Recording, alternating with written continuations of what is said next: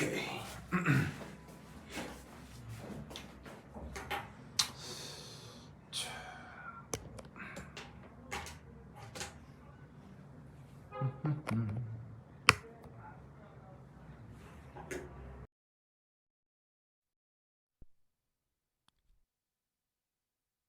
하나 둘 셋 넷, 하나 둘 셋 넷.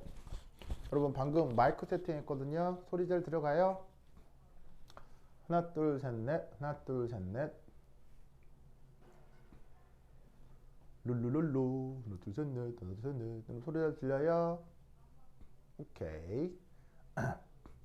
자, 나눠드린 그 세계정복 그 교재에 보시면 이제 18장 속도론인데 거기 이제 261페이지에 보시면 연습 문제 1이 있을 거예요. 그 문제 한번 살펴보도록 하겠습니다. 현준이는 다 대답해주고 고마워요, 현준아. 다른 사람들도 잘 들리는 거 맞죠?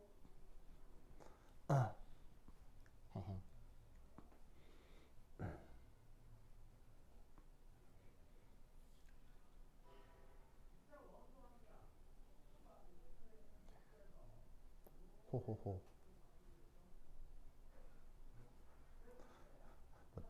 적느라고 답들이 없나? 잘 들리죠? 아이고.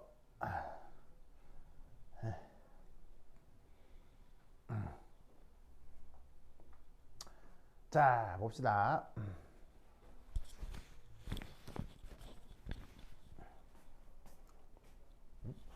혹시나 모르겠네. 하나, 둘, 셋. 하나, 둘, 셋. 여러분, 잘 들려요? 이것도 확인해야지. 하나, 둘, 셋. 하나, 둘, 셋. 하나, 둘, 셋. 현준이는 좋고. 현준이는 좋고. 자, 그다음 갑니다. 자, 설명 들어갈게요.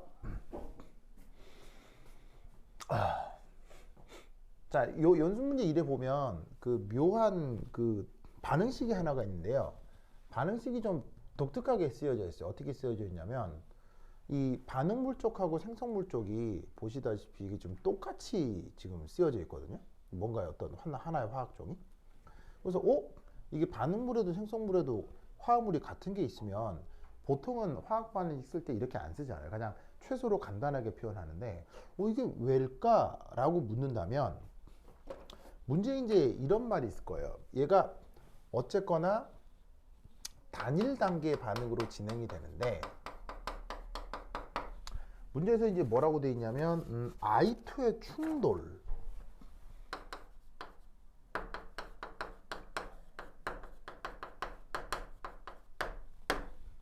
이게 이제 반응 진행이 되는 가장 중요한 단서다라고 문제에 나와 있거든요.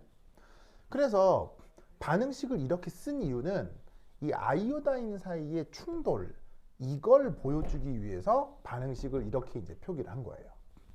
그걸 그림으로 표현하자면 이건 거죠.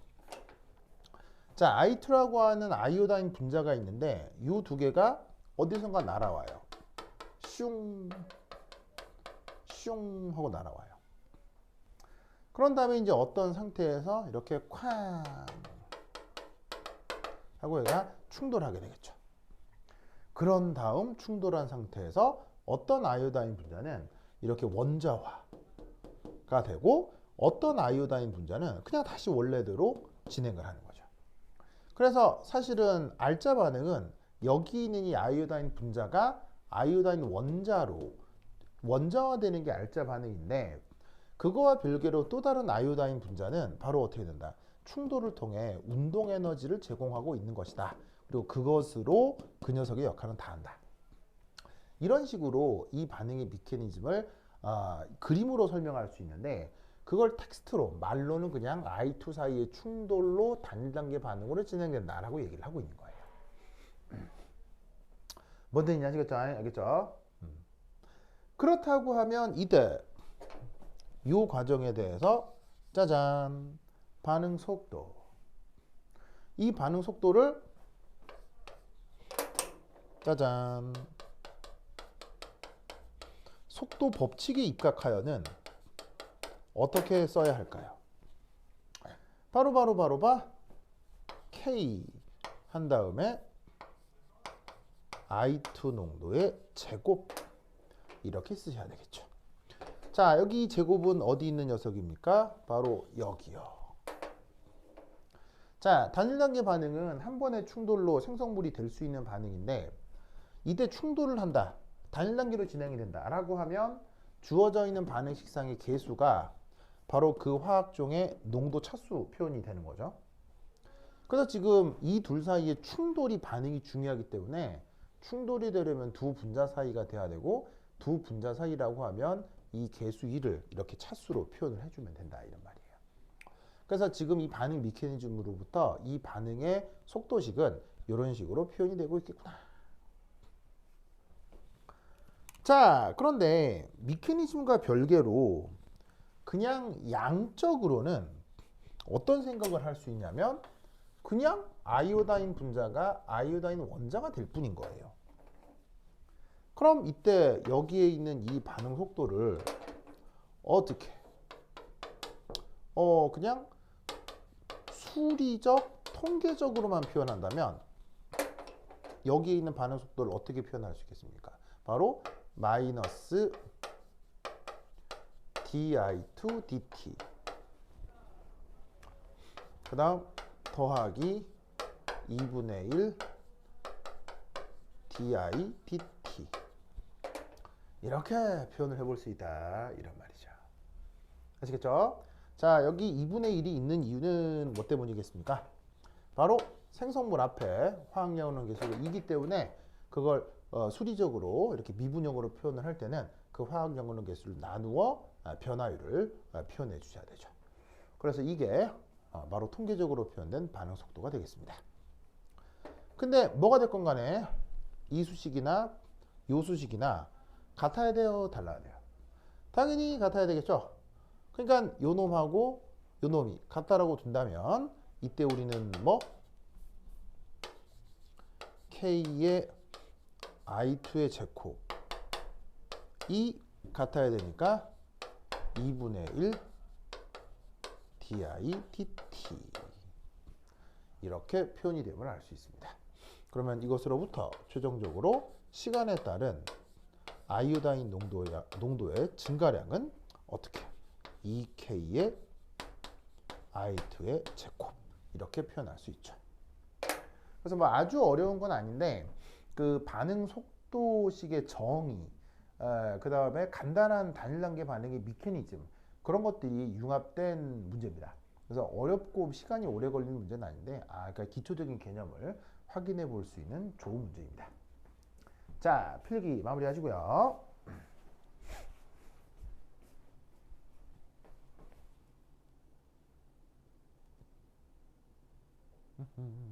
좋아 좋아.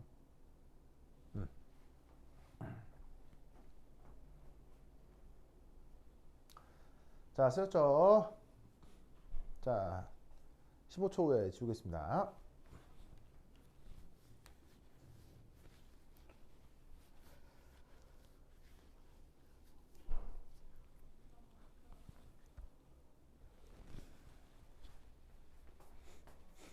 자, 지우자.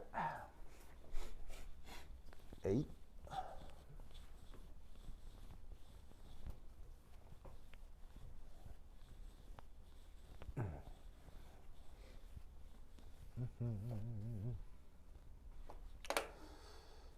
그 다음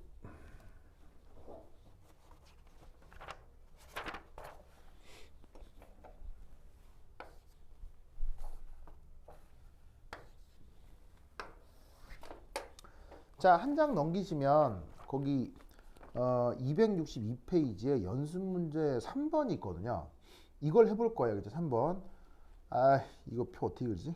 이 3번이 내가 봤을 때는 아주 좋은 문제입니다. 굉장히 좋은 문제예요. 이게 은근히 풀려고 하면 뭐지? 이게 살짝 아리까리 할 수도 있습니다. 뭐 그렇다고 굉장히 어려운 건 아닌데 그 3번 연습 문제 3번 문제 이걸 여러 가지를 알려주는 문제여서 지금 하나 소개를 합니다.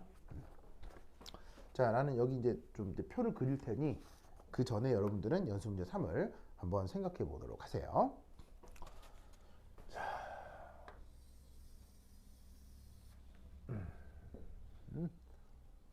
호호.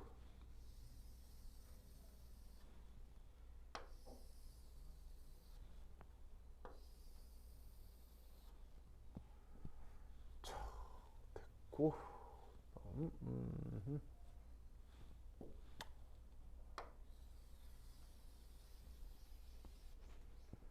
자, 그다음.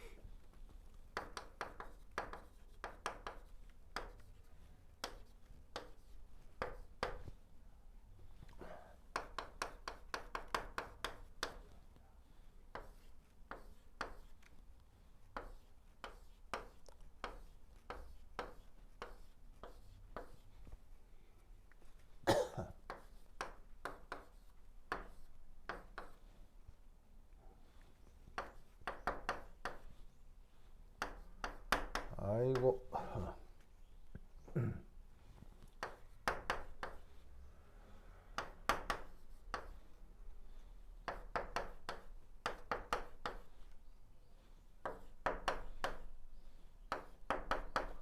아이고.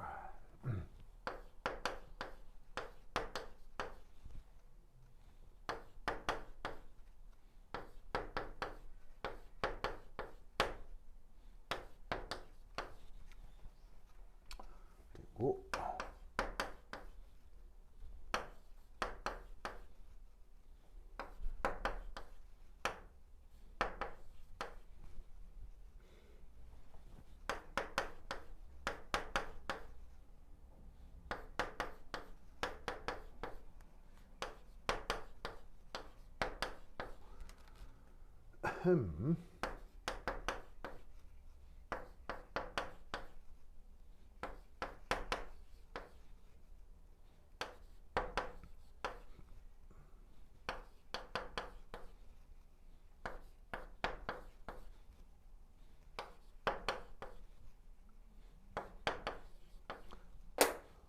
오케이.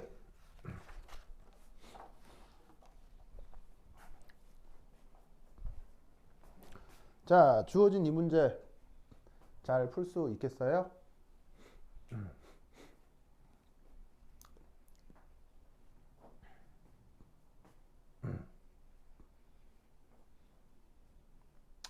좋아.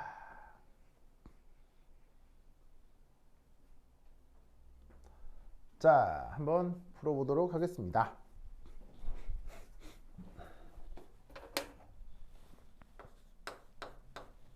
자, 우선 이 문제에선 그 뭐 반응식이 이렇게 주어져요.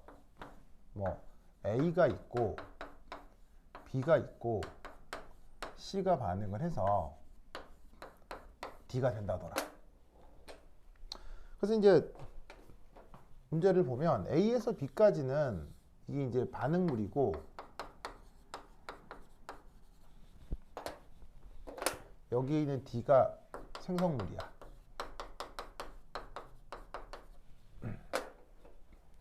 근데 재밌는 건 A, B, C, D 사이에 그 무슨 관계가 있는데 어떤 화학양론 개수가 있는지 뭐 당장 알 수 없어요. 근데 이제 반응식 분석하면 알 수는 있거나 알 수 있는데 이제 그건 이제 나중 문제고 어쨌거나 화학양론 개수는 당장 모른다고 했을 때 우선 A, B, C가 반응물이고 D가 생성물이다 이렇게 이제 나와 있거든요. 그럼 이때 여기에서 뭐가 나오냐면 시간 0에서 60초, 0에서 60초, 0에서 모두 다 시간 간격이 동일하단 말이야. 그러면 실험 1, 2, 3, 4에서 시간 간격이 동일하기 때문에 만들어진 농도 변화 이게 바로 반응 속도가 될 수 있겠죠. 그럼 여기서 어떻게 되냐면 시간 간격은 똑같은데 생성물 기준으로 봐. 왜냐면 생성물이 이제 지금 조건이 다 똑같기 때문이에요. 생성물을 보시다시피 0에서 1, 0에서 0.2, 0에서 0.1, 0에서 0.2. 그래서 초기에 다 없었고 그 시각에서 얼마나 만들어졌느냐를 바로 비교를 할 수 있기 때문에 저 생성물의 시간당 농도 변화로부터 바로 속도를 생각해 볼 수가 있다고요. 그럼 우선 여기서 알 수 있는 게 뭐냐면 동일한 시간 간격에서 0에서 0.1, 0에서 0.2가 됐기 때문에 자, 이 실험 1에서의 반응 속도를 V0라 한다면 여기서는 어떻게 돼요? 0에서 0.1로 2배가 늘었으니까 2V0. 여기서 다시 속도가 V0, 2V0. 이런 식으로 상대 속도를 생각해 볼 수 있겠죠. 뭐 절대적으로 뭐 이렇게 농도 변화를 시간으로 나누어 뭐 이게 속도를 표현할 수는 있겠지만 그냥 뭐 편의상 그걸 V0, 2V0로 이제 상대값으로 이렇게 표현을 해보자 이런 말이에요. 무슨 말 알겠죠?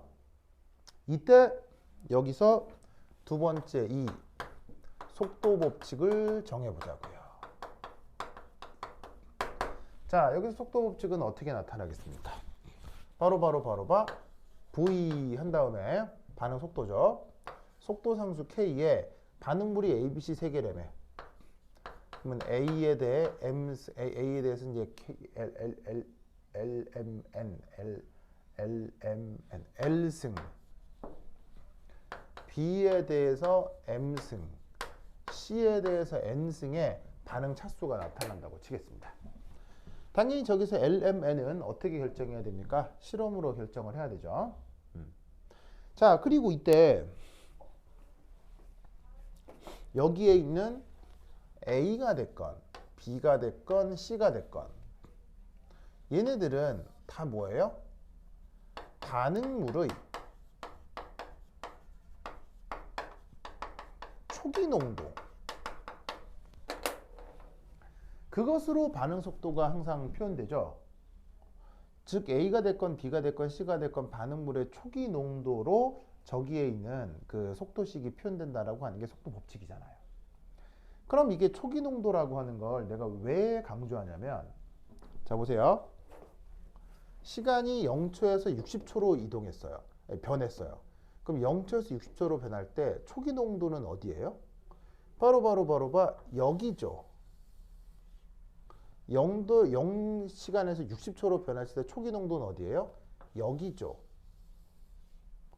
이렇게 됐을 때 어디예요? 여기죠. 여기죠. 무슨 말씀 아시겠어요? 자, 뭔 말이냐면 반응 속도 법칙을 통해 속도를 알려면 초기 농도하고의 관계를 알아야 돼요.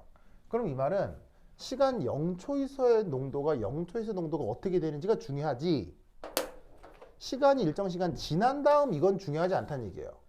요건 지금 중요하지 않아요. 요건 지금 당장 중요하지 않아요. 뭐를 구할 때?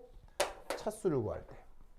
즉 여기의 속도가 V0냐 2V0냐가 여기에 있는 초기 농도와 관계가 있는 거지 반응이 진행되고 후의 농도와 상대 속도가 관계가 있는 게 아니라 이런 말이에요.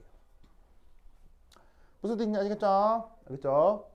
그러면 이것으로부터 첫 번째 1 실험 1, 2를 비교합니다. 2하고 2를 비교합니다. 그럼 B 그대로 C 그대로인데 A가 2배가 됐죠. A가 2배가 됐더니 반응 속도가 2배가 된 거 아니에요? 그럼 A가 2배인데 반응 속도가 2배다. 이것으로부터 우리는 뭐를 알 수 있습니까? L이 1이라는 걸 알 수 있죠. 즉 L이 지금 A의 차수가 1이 돼야 얘가 2배가 되면 얘가 2배가 되니까요. 아시겠죠?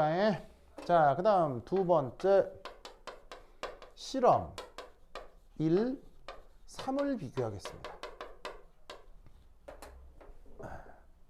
그러면 2하고 3을 비교하면 5, 5 그대로죠. 2, 4 2배가 됐죠. C, 1, 1 그대로죠. 그러면 A하고 C가 그대로인데 B가 2배가 됐잖아요. B가 2배가 됐는데 반응 속도는 그대로. 에? 농도가 변했는데 반응 속도가 그대로. 그러면 무슨 말이겠어요? B가 반응물이긴 한데 그때의 차수가 0이라는 걸 알 수 있죠. 즉 얘가 0이니까 이 자리에 뭐가 들어갔건 반응 속도는 변함이 없다는 얘기예요. 무슨 뜻인지 아시겠죠? 그 다음 세 번째 실험 1, 4를 비교해 볼게요. 그러면 1, 4를 비교하면 A 그대로 B 그대로 C가 2배가 됐죠. C가 2배가 됐더니 반응 속도가 2배가 됐네요. 즉 2배가 되었으니 2배가 되었다. 이 말은 무슨 말이겠어요? 바로 C의 양론 계수 n이 1이다 라는 걸 알 수가 있는 거죠. 그래서 이 경우 반응 속도식을 어떻게 표현할 수 있다? 속도상수 K에 A 곱하기 C 이런 꼴로 표현을 해볼 수가 있습니다. 아시겠죠? 근데 여기서 또 하나 재밌는 어떤 녀석이 하나가 있습니다. 여기서 내가 재밌다고 한 게 누굴까요? 바로 이겁니다.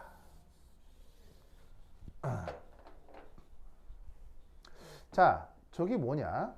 우선 시각적으로 어떻게 되냐면요. 잘 봐요. 우선 C는 반응 속도에 영향을 줍니까? 안 줍니까? 주네요. 알겠죠? 주네요. 주는데 재밌게도 시간이 변해도 C의 농도는 어때요? 변치 않죠. 이게 뭐지? 자, 그러면 이따 생각해 볼 개념. 자, 여기 줄게요.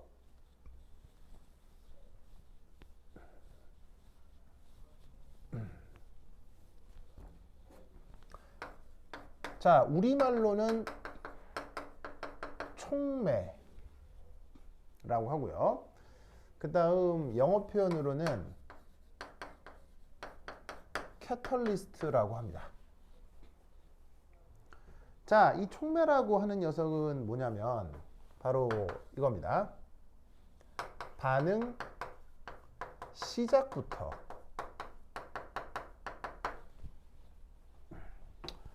반응물들과 함께 있습니다.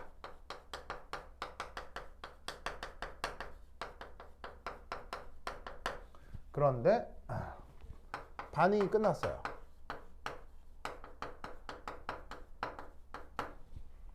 그런데도 그 질량이 변하질 않아요. 그걸 양론적으로 촉매라고 하는 겁니다. 분명 처음부터 있었어요. 그리고 끝날 때도 있어요. 근데 끝날 때 보니 처음에 넣어준 거랑 똑같아. 변치 않아. 그걸 우리가 촉매라고 하는데 지금의 경우 누구? C를 얘기하는 거죠. 처음부터 있었잖아요. 처음부터 있었는데 끝나도 안 변하잖아요. 모든 경우에서. 아시겠죠?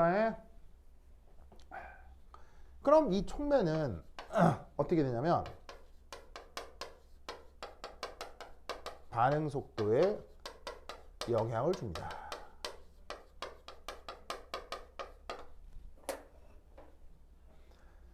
자, 반응 속도에 영향을 주는 원인은 뭐예요?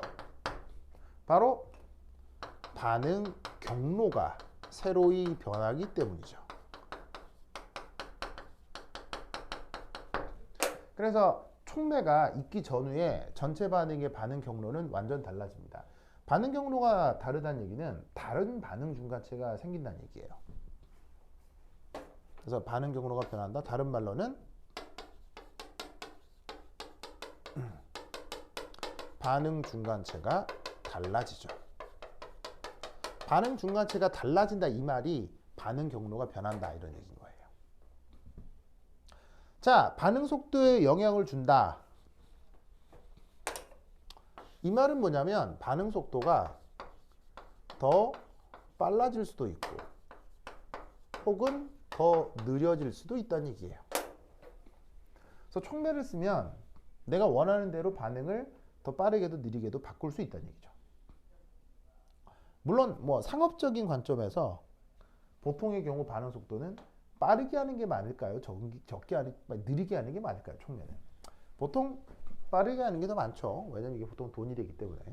근데 그럼에도 반응 속도를 늦춰주는 역할의 촉매도 분명히 있을 수 있습니다. 그러다 보니 반응 속도에 영향을 주다 보니 어떻게 돼? 반응물이 아닌데도 속도식에 나타날 수 있습니다.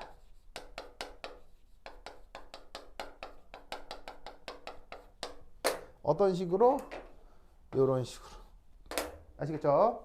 그래서 촉매라고 하는 녀석은 이렇게 반응 속도식이 나타나서 전체 반응 속도에 영향을 줄 수 있는 녀석입니다.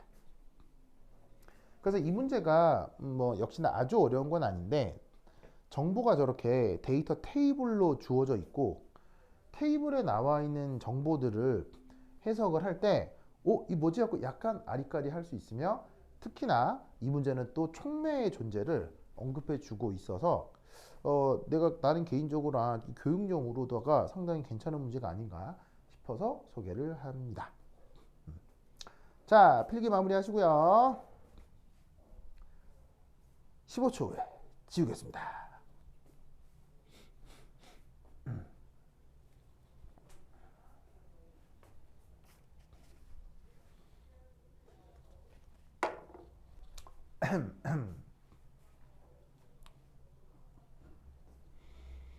아이고. 자, 지울게요.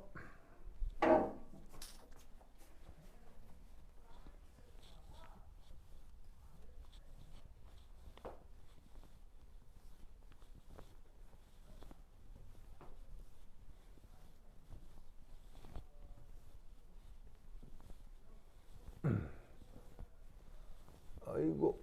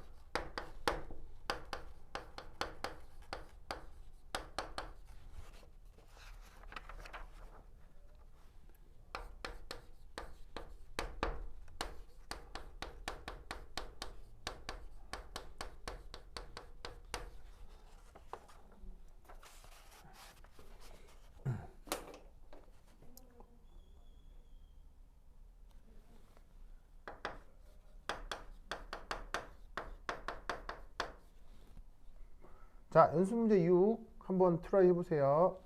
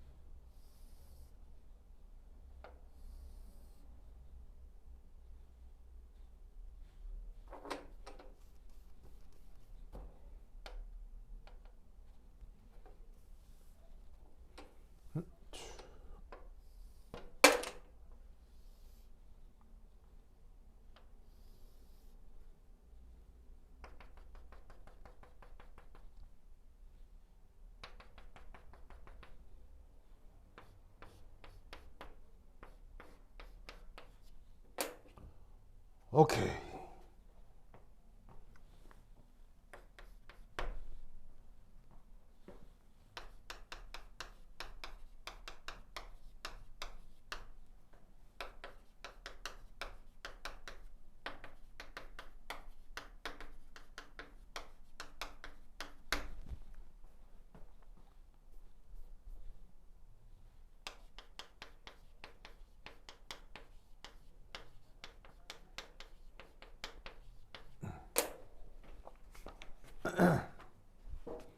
자, 265페이지에 보시면 거기 연습 문제 6이라고 하는 게 있을 거예요. 찾았나요?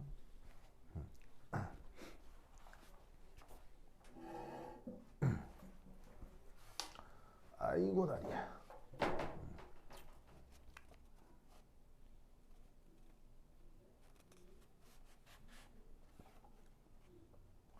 자, 앞서 이인호 교사가 피트 기출 문제에 하나 이제 꽂혀가지고 그거를 이제 여러분들 학교에 기출 문제로 이제 소개한 적이 있다고 했었죠. 사실은 뭐 그 지나간 시험이긴 하지만 피트라고 하는 시험에 나왔던 문제가 굉장히 그 주옥 같은 문제들이 많아요. 진짜 좋은 문제들이 많아요. 왜냐하면 그 문제가 그래도 그 국가에서 시행하는 공식 기출이었기 때문에 이제 뭐냐면 교육개발 교육개발 수능 출제하는 교육개발원에서 정식 출제 기구를 만들어 가지고는 거기서 이제 대한화학회 교수들의 이제 추천을 받아서 거기 위원들이 정해지고, 그러니까 실제로 각 대학 교수들이 이제 출제위원이 돼가지고는 그 일반학 문제가 출제가 됐던 거예요. 그래서 이제 피트 기출 문제로 나왔던 문제들 중에는 진짜로 정말 좋은 문제들이 많아요. 예. 사실은 많은 교사나 그 강사들이 이 문제 좋다 했던 문제들이 많거든요. 그래서 이제 여러분 학교 선생님도 그래서 그 피트 기출로부터 영감을 얻어가지고는 이렇게 이제 그 뭐냐면은 이제 문제들을 만들어 내신 건데, 그 피트 기출 중 이건 속도론 중에서 내가 꽂힌 거예요. 내가 완전 기발하다. 뭐 이런 게 다 있어? 하는 어떤 문제가 바로 연수 문제입니다. 그래서 내 생각에 좀 독특한 문제, 독특한 피트 기출. 그래서 소개를 좀 합니다. 그래서 이제 문제 실제로 풀어보려고 하면요, 약간 아리까리 할걸요. 그래서 뭐 역시나 아주 어려운 건 아닌데 풀다 보면 진짜 이렇게 하라는 거 이거 맞나? 이렇게 될 거예요. 자, 그러면 이게 뭐냐? 한번 살펴보도록 하겠습니다.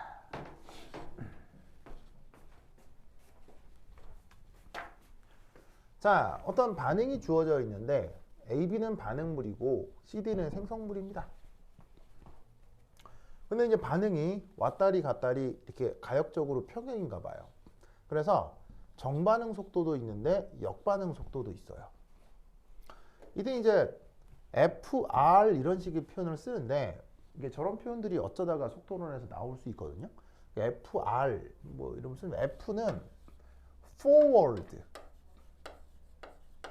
뭐야? 이게 앞으로 이런 얘기인 거고요. R은 reward,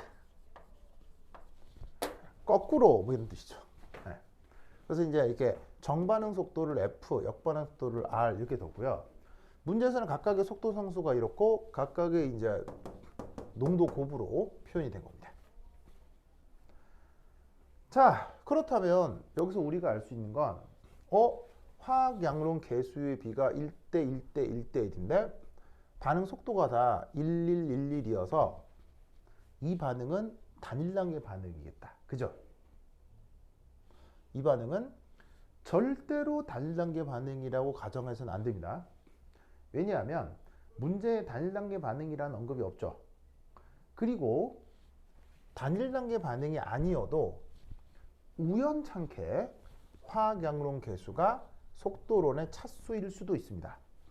그래서 단일 단계 반응이란 말이 없을 경우는 절대로 단일 단계 반응이다 라는 가정을 절대로 하시면 안 됩니다. 어쨌거나 그냥 얘는 우연히 정반응 속도가 이렇게, 역반응 속도가 이렇게 표현됐다 라고 생각을 하셔야 되는 겁니다. 알겠죠?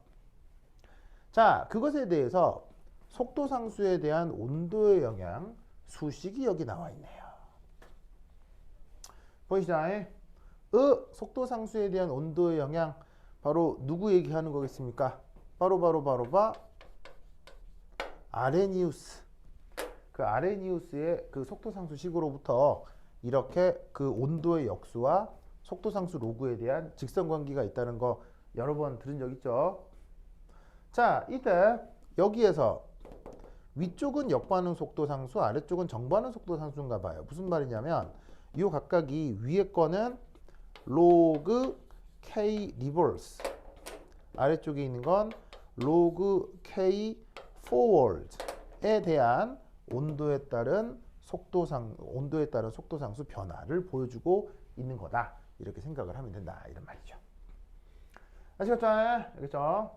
자, 그럼 이때 거기 나와 있는 선택지 하나하나를 해결해 보도록 하겠습니다. 자, 주어진 반응은 발열이냐 아니면 흡열이냐. 보이세요? 자, 이거 어떻게 해결을 해야 할까요? 자, 바로 봐. 우선 첫 번째.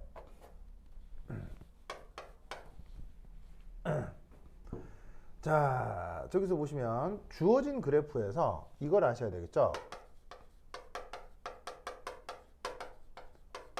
활성화 에너지가 클수록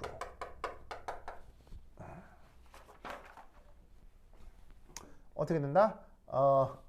기울기가 급해지죠.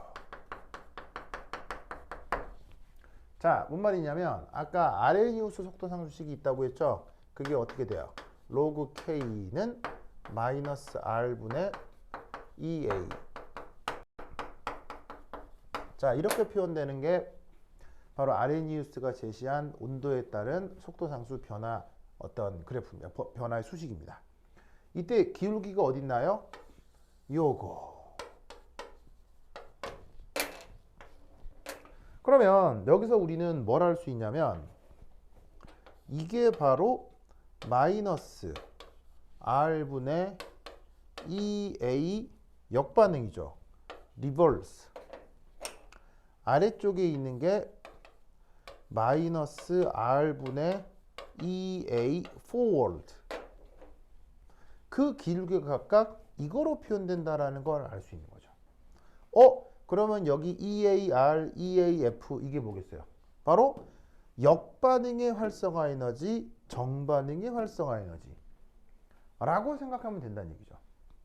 무슨 뜻인지 아시겠죠? 그럼 여기에서 우리는 뭘 할 수 있다? 지금의 경우는 EAR의 R, EAF의 R 중 어디가 더 크고 작다? 바로 짜잔. 이쪽이 더 급하니까 크기가 더 클 거다라고 생각을 할 수가 있는 거죠. 자, 의미는 뭐냐면 요건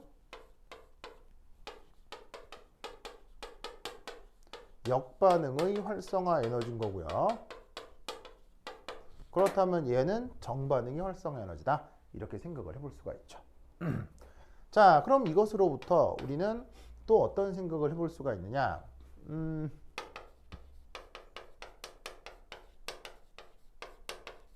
활성화 에너지 차이로 뭐를 근사적으로 알 수 있다? 반응의 반응열을 근사적으로 알아낼 수 있습니다.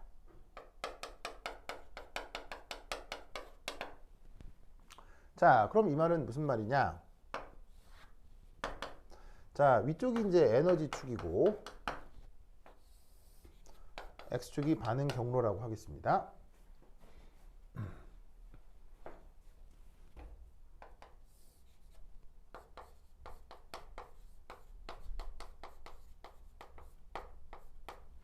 자, 그럼 여기서 A, B, C, D 이렇게 되잖아요. 그럼 보십시다. 여기가 이제 A, B 이게 이제 문제가 언급한 반응물이고요. 그 다음에 뭐 이렇게 CD가 있다고 칩시다. 이거의 생성물이죠. 이때 편의상 여기서부터 여기 이 반응물과 생성물 이 차이를 뭐 델타 E라고 합시다. 뭐 아무렇게나 표현해도 상관없는데 이게 이 주어진 반응의 반응력이다. 자, 이때 우리는 또 뭐를 하나 가정해 볼 수 있느냐? 전이 상태. 그래서 어떤 반응물이 생성물이 될 때 이렇게 전이 상태를 지나서 이렇게 생성물이 된다 라고 이제 간단하게 반응을 얘기를 하는 거죠. 이때 여기서 역반응의 활성화 에너지와 정반응의 활성화 에너지가 각각 어떻게 표현되겠습니까? 바로 정반응 활성화 에너지는 여기서부터 여기까지 이게 정반응 활성화 에너지죠.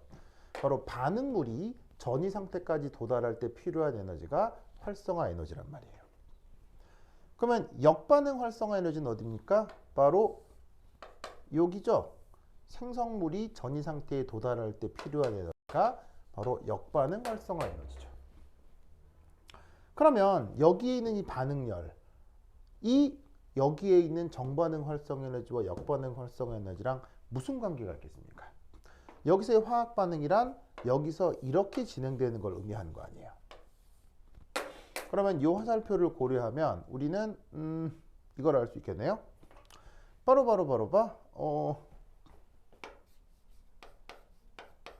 짜잔. 이놈은 바로 여기에 있는 정반응 활성화 에너지에서 역반응 활성화 에너지를 뺀 것으로 반응열이 나타난다라고 생각할 수 있죠. 근데 앞선 관계에서 어느 쪽이 더 크다? 역반응 활성화 에너지가 더 크다고 했죠. 이쪽 값이 더 크다라고 했었잖아요. 이 그래프의 기울기로부터. 그럼 이 녀석은 값이 어떻게 되겠어요? 더 작은 것에서 더 큰 것을 빼는 거니까 짜잔, 음수 값이 되겠네요. 반응열이 음수다. 무슨 반응이에요? 발열이구나 라는 걸 알 수 있죠. 그래서 주어진 반응은 발열 반응입니다.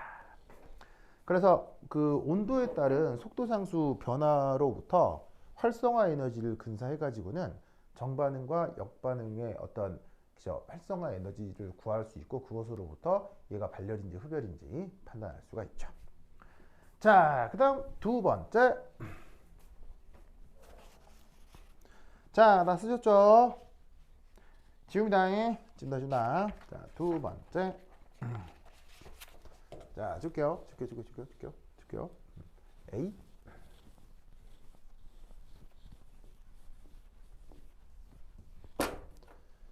자, 두 번째. 두 번째는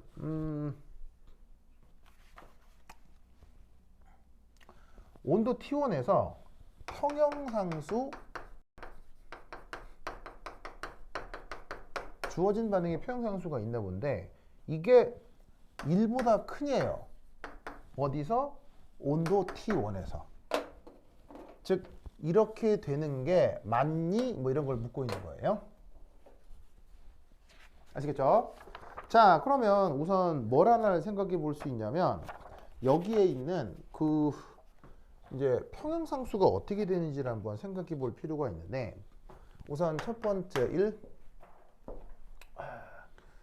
이제 동적 평형이라는 개념이 있죠. 자, 동적 평형이라고 하는 게 뭐냐면 바로 정반응 속도와 역반응 속도가